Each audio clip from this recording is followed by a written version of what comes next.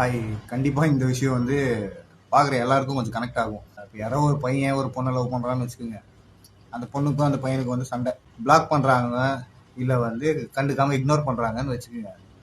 இந்த பையனோ இல்லை இந்த பொண்ணோ என்ன பண்ணுவாங்கன்னா, வாட்ஸ்அப்பில் இருக்க டிபியை ரிமூவ் பண்ணிடுவாங்க. அப்புறம் சோகமாக ஸ்டேட்டஸ் வைப்பாங்க. எதுக்குன்னா, இதெல்லாம் பார்த்து அந்த பொண்ணோடையோ இல்லை அந்த பையனோட மனசு வந்து அமைதியாகுதா, நம்மளை பார்த்து லவ் வந்துருமா, நம்ம சொல்றது அவங்களுக்கு புரிஞ்சுக்க மாட்டாங்களா, புரிஞ்சுப்பாங்க அப்படின்ற ஒரு நம்பிக்கையில பண்ணுவாங்க. பட் விஷயம் என்னன்னா, நேர்ல போய் அந்த பொண்ணுகிட்டயோ இல்லை அந்த பையன்கிட்டயோ பேசினாதான் இந்த ப்ராப்ளம் சால்வ் ஆகும். ஸோ இந்த விஷயத்தை எதுக்கு சொல்றேன்னா, தமிழ்நாட்டில் தாம்பரத்துலேயோ பாரிஸ் கார்னர்லையோ இல்லை மெரினா பீச்லேயோ போய் போராட்டம் பண்ணா ஈரான்லையும் இஸ்ரேல்லையும் எப்படா பிரச்சனை குறையும்? அவன் பேசலன்னு டிபி எடுத்த மாதிரி அங்கே சண்டை நடந்தா இங்கே போராட்டம் பண்ணீங்கன்னா அங்கே இருக்க சண்டை நின்றுமா? ஏன்டா அவன் மிசைல் வச்சு சுட்டுட்டு இருப்பானா?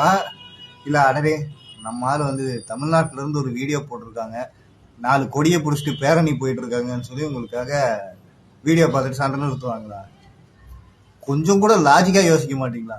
இப்ப எப்படி நாங்கெல்லாம் போராட்டம் பண்ணி தமிழ்நாடு கவர்மெண்ட் எதையுமே கேட்கறது இல்லைன்னு சொல்லி கதறிட்டு இருக்கோமோ, அந்த மாதிரி தான் நீங்க கொஞ்சம் பெரியாளாவே இருந்து நீங்க போய் அங்க கண்டிக்கின்றோம் கண்டிக்கின்றோம், இஸ்ரேலை எதிர்த்து கண்டிக்கின்றோம், ட்ரம்ப்பை எதிர்த்து கண்டிக்கிறோம். ட்ரம்ப்புக்கு நீ யாருன்னு தெரியுமா?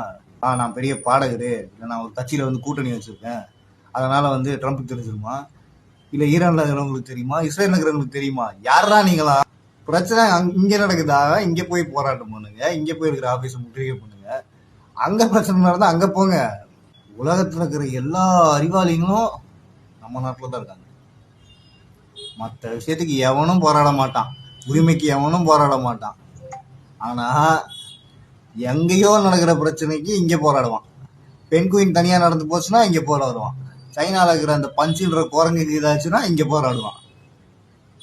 நமக்காக எப்ப போராட போறீங்க?